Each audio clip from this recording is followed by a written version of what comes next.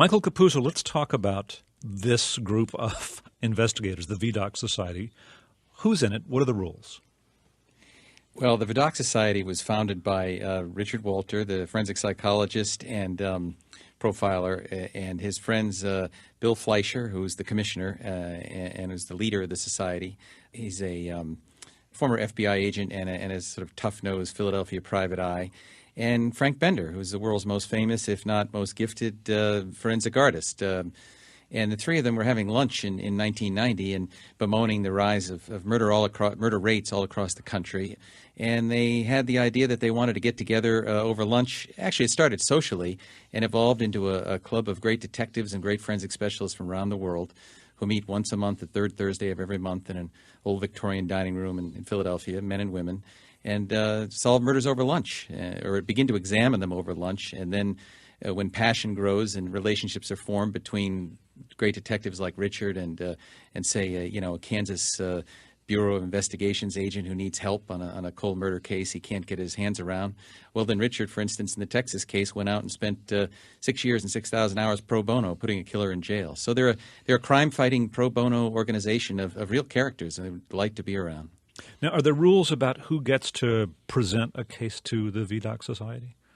The rules in general are that the Vidocq Society makes every effort to stay in the background and be an assistant to law enforcement. So they will not engage or consider any cold case unless it's at least 2 years old. And they will not consider a cold case unless it's an innocent victim. In other words, a drug dealer who's been murdered, and even if his mother's upset, is not going to get an audience before the Vidocq Society. And after that, it's whoever they think they can help and whoever they think they're interested in helping. All right. And it's not a case where they're butting into local law enforcement typically, right? You will have local law enforcement will come and actually make a presentation over lunch. Is that the way it works? Yes, like in the case you brought up, the Falls Township Police Department made a presentation. There were friendships between former Philadelphia police officers and some there at the Falls Township, and they come to lunch and they have a PowerPoint presentation, and it's a white, round tables and white tablecloths, and the lunch is served, and then in about the fourth or fifth course, up comes the corpse on the PowerPoint, and the lights go down, and there's a real exchange. The detective, cold case detective from the police department, or the federal or local or state, will stand at a podium and run through the case, and then ask for questions and help. And there's a close relationship and interchange. And give us a sense. Now we know that the former FBI agent William Fleischer is involved. Richard Walter, who's with us in this interview, is there, and then the sketch artist Frank Bender. What are some of the other criminal investigative skills that are represented in the society? It's a tremendous range. I think of it as CSI to the 10th power, but real. I mean, they have other profilers in addition to Richard, like Robert Ressler, the great former FBI agent, Interpol and the director of Sûreté, a captain from the Egyptian army, experts in white-collar crime and terrorism and sadism, and even a psychic, pathologists, and, the bread and butter stuff of criminal investigation. Richard Walter, I wanted to talk a little bit about the kinds of killers that you have seen over the years. What kind of killer covers the eyes of his victims? Anger retaliatory. Meaning what? Meaning that they're out of anger, out of an intense anger, they're reacting to a perceived real or manufactured slight that they believe that the victim created against them. Therefore, then they aggress and they destroy. They don't care when the victim dies. They care when they're satisfied. They do not feel guilty. They cover the eyes because they don't want the victim, even in death, to be looking at them as they walk out the door. They try to eclipse that from them. And they feel good after the murder. They historically have a sense of well-being for about 45 minutes to an hour and a half. And then they have different plots past that point in terms of the investigation. You've written there are three other types of killers: the power reassurance killer, the power assertive killer, the anger excitation killer. We won't go over them all. But one of the things that struck me was that you wrote in this book that you have to be careful what you say and write because sadists are the first ones who will attend your lectures and order reprints of your papers. How do you know that? true, because they do. In fact, I think Mike even included in the book a story that I told him that years ago I was in Kansas City, or Topeka rather, at a conference, and I had been at the police department and was taken back then to go up and give a lecture on sadism.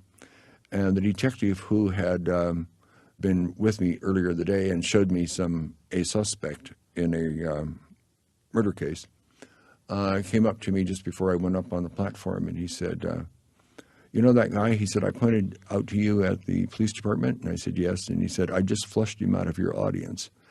And I said, oh, okay.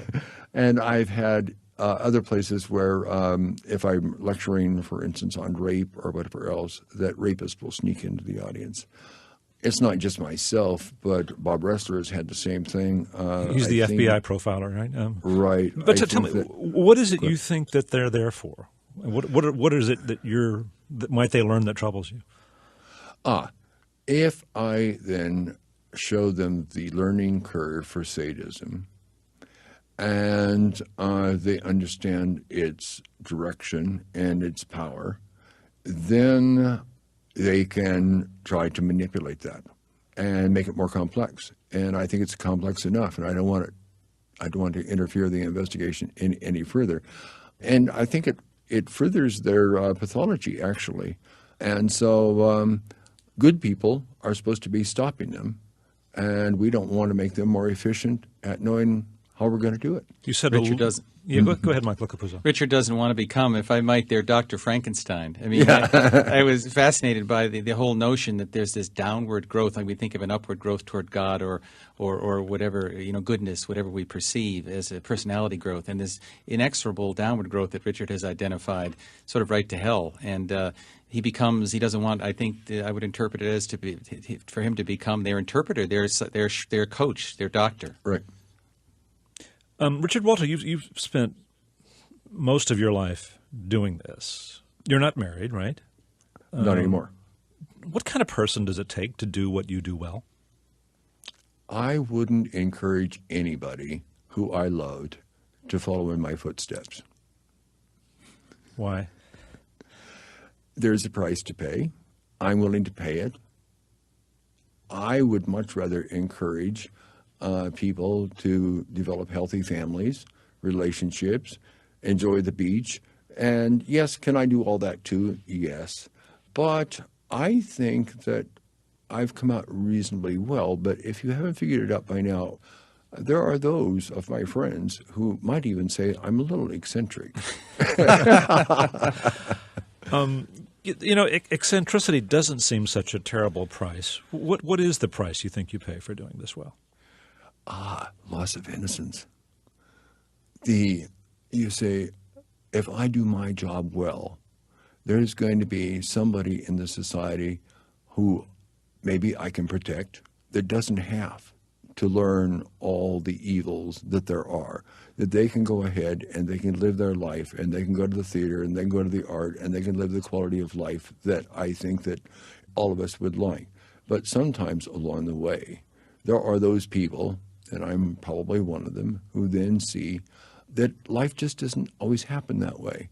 And so therefore, sometimes somebody has to make the investment into how do we protect people that is the most efficient. And so sometimes we pay the price. Well, Richard Walter, Michael Capuzzo, thanks so much for speaking with us. Thank you. Thank you, Dave. Richard Walter is a forensic psychologist and a founding member of the Vidocq Society. Writer Michael Capuzzo's book about the society is called The Murder Room. You can read an excerpt at our website, freshair.npr.org. I'm Dave Davies, and this is Fresh Air.